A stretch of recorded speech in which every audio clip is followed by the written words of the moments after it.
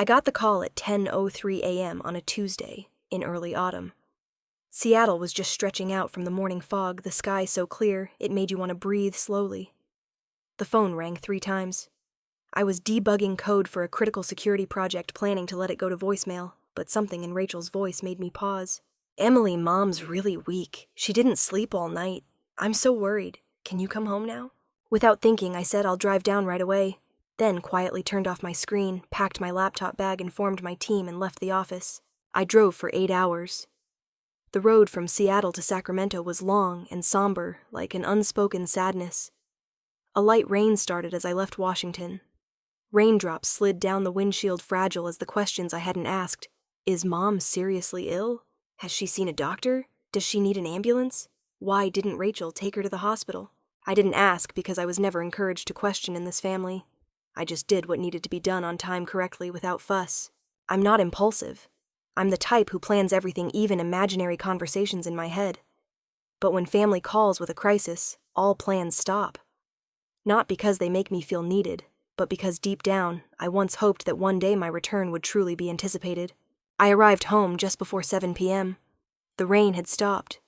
The familiar house glowed under warm lights, oblivious to the fact that I was trembling in the car, my hands gripping the steering wheel until they paled. I took a deep breath before walking in. Rachel was sprawled on the sofa, wrapped in a blanket, wearing a clay mask. The kids were playing video games in the corner. My mother, Linda, was sipping tea at the dining table, reading a newspaper. No one looked at me, as if I'd just driven 800 kilometers to get there. "Oh, perfect timing," Mom said, her tone unsurprised. "Can you handle grocery shopping? The fridge is empty." I stood at the door, rain still clinging to my hair, my coat soaked. I looked around, no medicine, no thermometer, no one looking sick. Rachel grinned, peeling off her mask, and threw me a half-hearted glance. "And by the way, can you watch the kids for a few days? I need to recharge." I heard the word clearly. Recharge. As if she were a Tesla running low, and I was an emotional, financial, and physical charging station always ready to lend energy. I didn't respond. I just nodded slightly. That's what they were used to, my silent compliance. I had no husband, no kids, no other obligations in their eyes, so every responsibility defaulted to me. Mom approached, holding a stack of papers. "Oh, this is for you," she said. "Electric bill, internet security cameras, streaming services, all in your name. You can take care of them now. You earn the most." I looked at the papers. There were bills for services I thought had been canceled last year. Even the Netflix I hadn't used since 2020 was still auto-billed. I don't know how long I stood there silently. No one noticed my expression change. No one paused to ask if I was tired, if I'd eaten, if I was okay. They didn't see me, only the convenient version of me, Emily the fixer, the payer, the doer. I set my bag down, unzipped it, and pulled out a folder. Not to make a scene. Not to protest. I just handed it to Mom. "What's this?" she asked, not opening it. Rachel glanced over and smirked as if I'd handed her a flyer. I stood up. No shouting, no anger. I left the house as quietly as a door that doesn't creak. And they didn't notice I was gone. I sat back in the car. The air outside was still damp. I didn't start the engine, just sat there. A thin layer of fog began to cloud the windows. I pulled out my phone. 12 bank notifications, bills, overdraft alerts, auto payments, all drawn from my account. Some were even in my name, but listed my parents' address. I didn't cry. I didn't get angry. I just felt cold. Not from the weather, but from the realization I was never truly loved. I was only accepted when I was useful, and that role I was ready to end. My name is Emily Dawson. I'm 35, a software engineer specializing in system security. I live alone in Seattle in an 11th floor apartment with a gray cat named Carbon. I like silence order and systems that run smoothly and transparently. My family lives in Sacramento. I grew up in a textbook suburban family. Dad's an accountant, Mom's a homemaker, and my younger sister, 2 years my junior, married early, divorced earlier. I'm the most successful one, meaning the one everyone relies on for money tech support or silence. I used to think it's fine to do a lot as long as I'm useful. I mistook dedication for love. I believed if I was always there, they'd see my worth. I was wrong. That night, I slept in the car. Not because I had nowhere to go, but because I needed distance. I needed time to think. For the first time, I allowed myself to ask if I disappeared, would they miss anything beyond the services I provide? I thought of all the times I came back for family, and not once did they see me as a person needing love, only as a timely solution. I knew I couldn't keep going like this. I looked at my phone. An email from my team reminded me of a meeting with a Japanese client tomorrow morning. I typed a reply, "Please reschedule." Family emergency. Then I deleted it. "No, Emily, the family emergency is over." It was getting cold. I pulled my coat tighter, staring at the house still lit. I knew they hadn't read the documents I left, but they'd find out soon. Those weren't bills. They were my plan to revoke access to the world I'd quietly built and maintained for years. A breeze blew through. I felt a little lighter, not at peace, but because for the first time I wasn't betraying myself to keep others calm. I started the car, backed out, then turned it off. I wasn't ready to leave. Not because I needed them, but because I needed a plan. And I wouldn't do this alone. I pulled out my phone and called Maya, the only cousin who never treated me like a living ATM. It rang twice before she answered. "You free tonight? I need a favor." "Always free for you. Brewing coffee. Come over." I started the engine and the car sped into the night, leaving the old house behind a place where starting tomorrow everything would disconnect. Starting with me. I was still in the car.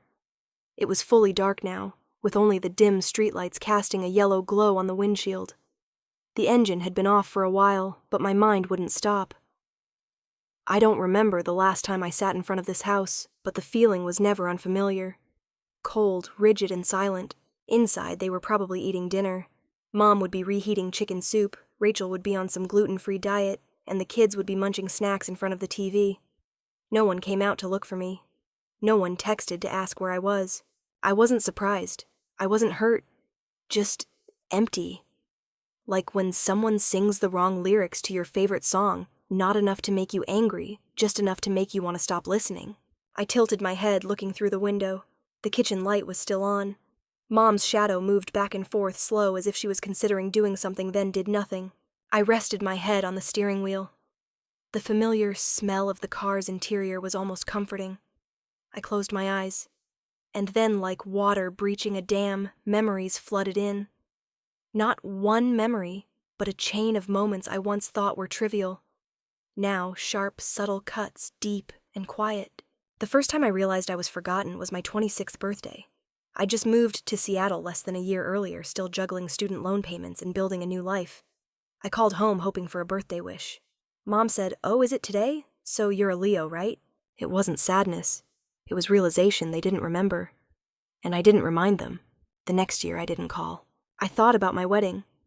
Or rather my attempt at one. Nora and I had planned a small ceremony in a state park, inviting only close family and friends. I sent invitations to Mom, Dad, Rachel, and the kids.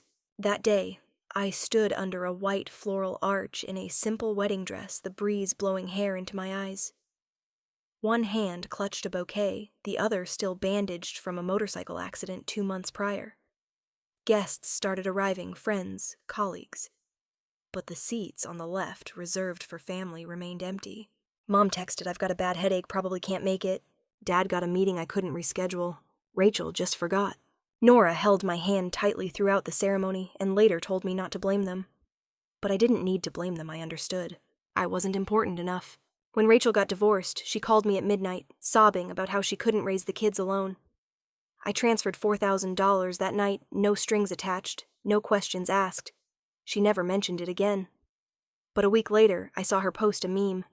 "If I text first, it's because I'm weak, not because you're important. Sheer doormat." It wasn't aimed at me, at least not openly. But I knew. I knew. Last Thanksgiving, I offered to host at my place. I wanted to cook to set everything up. I sent invitations a month in advance. No one responded. 3 days before Mom texted, "Oh, we're eating at your aunt's this year. Must have forgotten to tell you." I sat in my empty kitchen that day, turkey-prepped table set. I ate alone, and washed the dishes alone. They didn't hate me. They just didn't remember I was there. One year, I gave Mom a bouquet of white orchids for Mother's Day. I ordered from her favorite shop, wrote a clear note on the card. She texted back, "Next time don't bother. Just send money, I'd prefer that." I used to think love was action due enough and they'd see. But with my family, love seemed to flow one way from me to them. When I needed it back, the line had long been disconnected. I opened my eyes.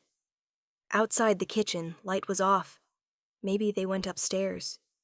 Maybe they thought I was in some room. Maybe they didn't think at all. I pulled out my phone, scrolled through old photos. In dozens of family pictures, I appeared sparingly always on the edge, or holding the camera.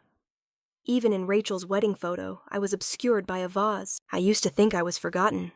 But the truth was, I was never called into the frame to begin with. No one forced me to endure this. They didn't tie me up or threaten me. They just quietly assigned me a role, and I quietly accepted it. I became the family technician, part-time accountant, unpaid babysitter, and personal bank. Whenever there was a problem, I was called. When it was solved, I was tucked into a dusty drawer of memory. I let it happen, because I was afraid of losing my place. Because I thought I was holding an important role. Now I understood. I wasn't a daughter. I was infrastructure. I turned on the interior light. My face appeared in the rearview mirror. Tired, a bit disheveled. But something in my eyes had changed. Not anger, not pain, but clarity. I couldn't make them love me the way I once needed. But I could stop letting my silence be mistaken for consent. I glanced at the clock. Almost midnight. A text from Maya popped up. Coffee's ready. You coming? I replied, on my way. I started the car. The headlights illuminated the old road, now looking like a long hallway, leading out of a dream I'd lingered in too long. As I drove away, I didn't look back. No need. I'd stood there waiting to be invited to the table. Now I knew I deserved a feast where I was formally invited.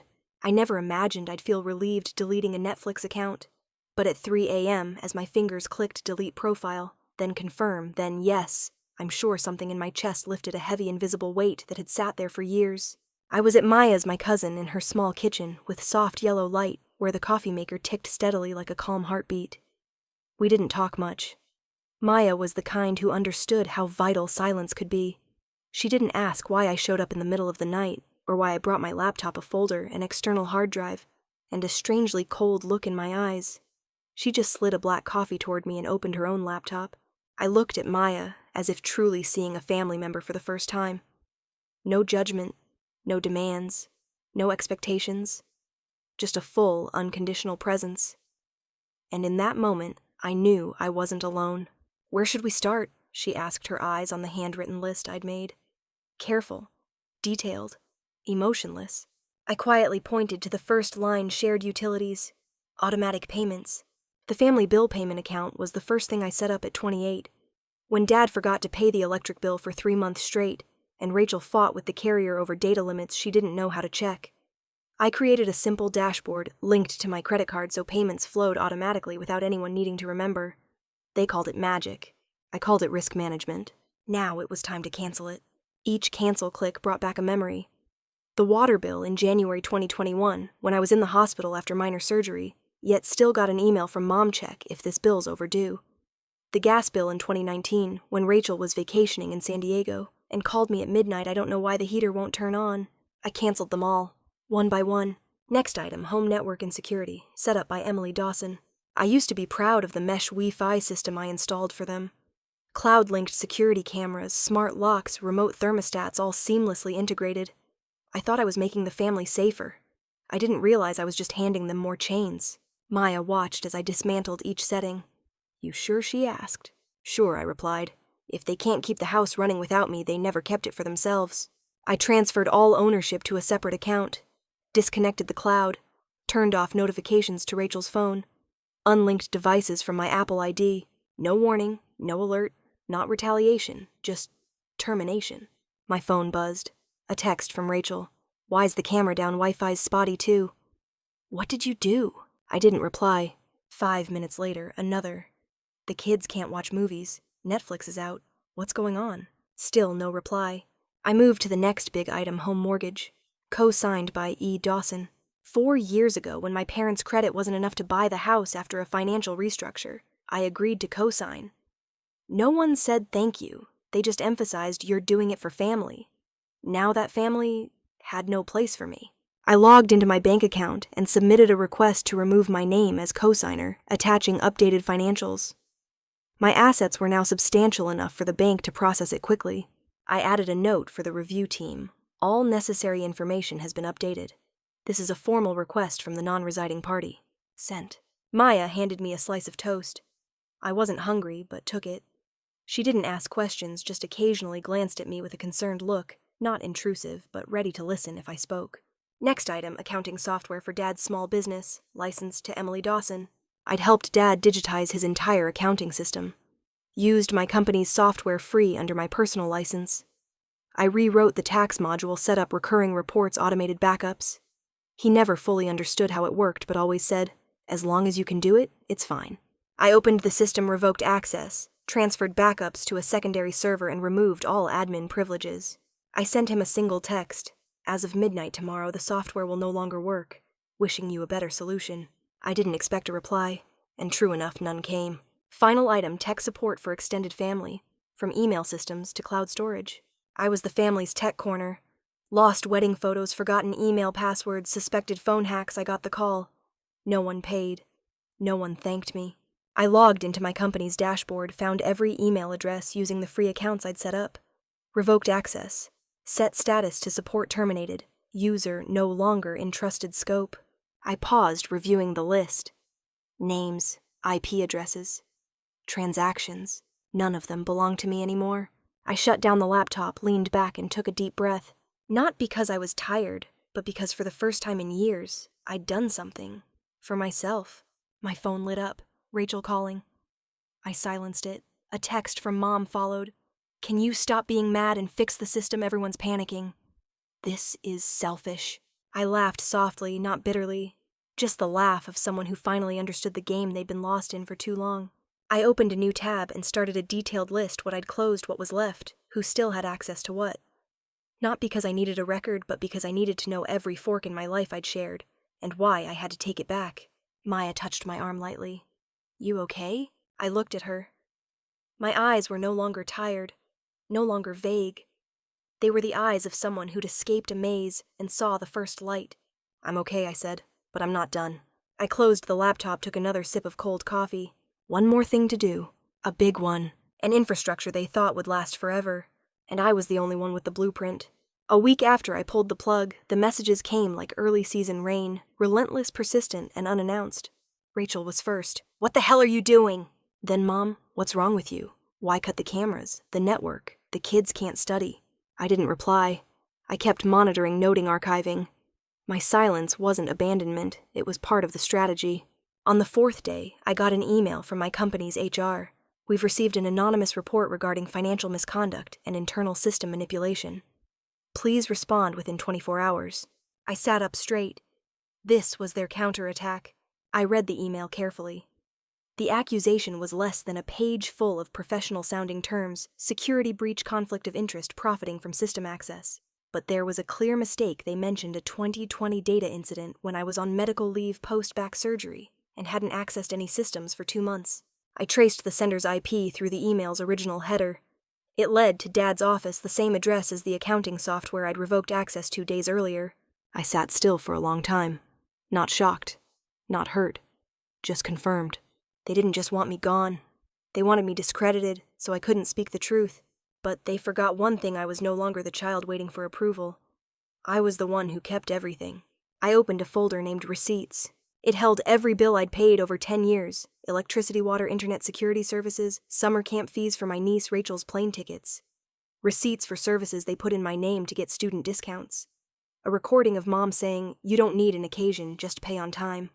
A screenshot of Rachel mocking me for always being a good little dog in a group chat with her friends, unaware I was in it silent. I wasn't angry when I saved those things. I didn't think I'd use them. I just needed proof to stop doubting my own feelings. And now it was time to open that archive for others to see. I drafted a post. No names, no accusations. Just an opening line. Sometimes the best thing you can do for yourself is cancel the subscriptions. They didn't know you paid for a decade. I attached images, screenshots of bills, a list of smart devices registered to my account, an email from the finance company confirming my co-signer status on the mortgage. I added a summary of the anonymous accusations sent to my company with the IP trace. I ended with one sentence. This isn't revenge. This is a statement of my silence. I hit post. Then I turned off my phone. No checking messages. No going back online. I walked around the lake near Maya's house, a light breeze blowing maple leaves, falling like notes from an old season time to let go. 2 hours later, Maya stepped into the garden, phone in hand. "Want to know?" she asked. I shook my head. But she spoke anyway, her eyes gleaming as if someone had finally spoken for what was right. 300 shares, 2,000 likes. People are sharing their stories. Many said, I thought it was just me. I exhaled slowly. Not because of the numbers, but because something was shifting inside me. I wasn't alone in my suppressed anger. The next morning, Mom posted a vague status. She's always been cold like that. Some people don't value family bonds. The comments below were mostly consoling. One wrote, hoping your family finds peace. Another, hope your daughter realizes her mistake soon. I didn't respond, but Ellie, my aunt's daughter, left a comment. No one's cold for no reason. When you needed her who was there, now she's just choosing herself. It was deleted within an hour. Ellie was blocked right after. On the third day, Rachel texted, You clearly have mental issues. I'm serious. Cutting everything off airing family drama online. Who does that unless they've lost control? I read it, took a screenshot. Not to respond, but to keep in my records for me so I'd never forget. They weren't angry because I cut ties. They were scared because I stopped playing the role. That evening I got an email from a stranger. I was a client of your dad's company. I read your post. Should I be concerned about their stability? Another wrote, My sister's like you, always helping, always forgotten. Thanks for speaking for me. I didn't reply to all of them, but I read each one. Every confirmation was a piece fitting back into the part of me I thought had been abandoned. My story wasn't just about family. It was about those who've grown so used to silence that they think pain is a duty. On the 5th day, I reopened my profile and added one line. When someone withdraws their energy from a place that no longer respects it, that's not coldness, it's survival. Mom emailed at the same time, You're making everything a mess. Don't let this go further. I didn't reply. I just thought it's not going further. It's just returning to its rightful place. I opened my next plan, restructuring my personal finances. I began transferring assets to a new trust, no family members as beneficiaries. I signed clauses excluding Rachel, my parents, and anyone with prior financial ties. I didn't feel bitter. I felt it was necessary. For the first time, I was curating what belonged to me. Then I got one final email. Not from Mom, not from Rachel, but from Dad, the quietest one. What do you think you'll gain from this? Social media won't be there for you forever. But family is. I sat with it for a long time before replying. Finally, I typed, Not everything forever is worth keeping. I hit send. That evening, I stood at Maya's back window looking at the yard. The wind still blew, leaves still fell. Nothing changed drastically, and that's why everything had changed. I knew they wouldn't stop. They never knew how to admit defeat. But I was no longer there to lose with them. For the first time, I saw clearly there was no one behind me, and no one I needed to carry anymore. I returned to my desk. An email from the law firm appeared titled, Received request to remove name from mortgage agreement. Under review. I clicked, and started preparing for the final thing they didn't know was coming. I got a call at 2:17 a.m. The phone screen lit up in the silent dark bedroom, like the bottom of a lake. The name on the screen was Rachel. I let it ring until the last tone. A text followed immediately. Call back now. Mom's in the hospital. Emergency. Don't know if she'll make it. I sat up back against the headboard. No tears, no panic. Just my heartbeat slowing in an unusual way, a stillness that felt unreal. I reread the text to make sure I hadn't misunderstood. Not an accusation. Not, what did you do? No sulking, no vague blame. Just a short, almost desperate notification. I got up, changed, and told no one. Mercy General wasn't far from Maya's. I arrived before dawn. The sky was still dark, but the air felt heavy, as if tomorrow was holding its breath for something to happen. I didn't tell anyone. I didn't go straight to the ICU. I stopped at the front desk, asking in a calm voice that made the nurse look at me twice before answering. Linda Dawson admitted at 1:38 a.m., she confirmed. Minor stroke under observation. Patient hasn't woken. I nodded, then pulled out my wallet. I'd like to pay all hospital fees up front, I said, handing over my card and ID. The nurse hesitated. You're her daughter. That's all I said, nothing more. I didn't go to the room. I didn't come to hold hands, ask doctors questions, or stand by the bed like in the movies. I didn't bring flowers. I only had a handkerchief, a cotton one I'd given Mom when I was 17, back when I thought small hand-embroidered gifts would show someone I cared. The handkerchief was still there. I'd found it in a box of keepsakes Mom stuffed under her bed edges, dusty. I washed it, ironed the creases, and brought it today. I asked the nurse to place it by her pillow, along with the bill marked paid in bold. I didn't leave my name. I just wanted her to know someone was here. Quietly, without needing recognition. I left the hospital before sunrise. The feeling in my chest wasn't relief or guilt. It was a space filled by my own silence. On the way back, I thought of that morning in the old house, when Mom handed me a stack of bills saying, "You don't have a husband, so it's your turn to contribute." She didn't say it cruelly. Just like handing over an item. As if duty could be assigned by age, marital status, and bank balance. Today, I contributed not out of obligation, not for a title, but because she's still my mother. Whether she sees it or not. Whether she ever saw me properly or understood me fully. Whether she ever asked how I manage living alone. How lonely it feels. How much it hurts to be politely and systematically rejected by family. She's still the one who gave birth to me, and I'm still clear-headed enough not to turn my wounds into weapons. I turned off my phone when I got home. No waiting for texts, no expecting thanks. I knew they'd find out I was there maybe when the hospital sent the payment statement, or when Mom woke and saw the handkerchief, but I didn't need to witness that moment. I didn't do this for credit. I did it so I wouldn't turn to stone. The next afternoon, my phone buzzed relentlessly. Rachel called 3 times, leaving a message. "You were at the hospital, weren't you? You paid right. Mom's awake," she cried. "You left the handkerchief. I don't understand." I didn't reply. Not because I hated Rachel. I just didn't want to dilute the silence that let me hear my own voice. That evening, Maya brought me a mug of hot chocolate. She set it down, asking nothing. I spoke first. "Mom's awake." She nodded. "You okay?" It took me a moment to answer. "I don't know, but I'm lighter." Maya smiled, her hand brushing my shoulder. No words, none needed. A week later, I got an email sent to an old work account I hadn't canceled. It was from the hospital. A thank you from the attending doctor. "We're grateful the patient had family to cover costs promptly. She's held the handkerchief you left for 3 days straight." I reread that line. The handkerchief once sat in a dusty box. Now she held it in her hands. I don't know if she cried because of the handkerchief, the bill, or something else. Maybe all of it. Maybe because she knew she'd missed her chance to love me in time, and now only had regrets to fill the gaps. But I didn't want to know more. Knowing enough to let go was enough. Someone once asked me, "Why be kind to those who aren't kind to you?" My answer was always, because I don't want to become them.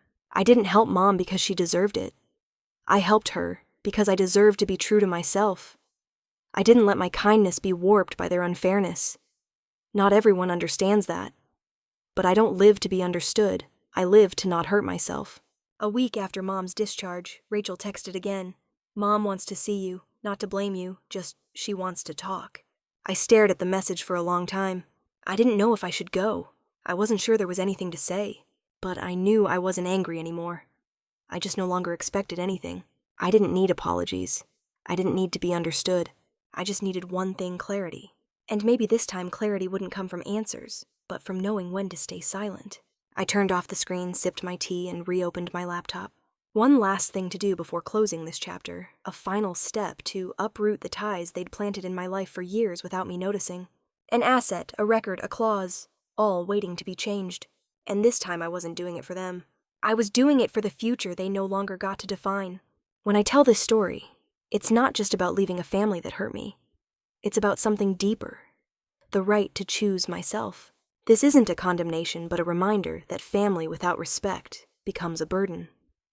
Forgiveness doesn't mean returning, and love doesn't mean hurting yourself to keep the peace. I learned that silence isn't always weakness. It's sometimes the strongest way to say, "I won't accept being undervalued anymore." True freedom doesn't come from others' approval, but from daring to end what causes you pain. If this story resonates with you, if it makes you think, pause, or sigh, I hope you'll leave a comment, share your story, and follow this channel to spread kindness together. We're not alone, and we don't need permission to find peace.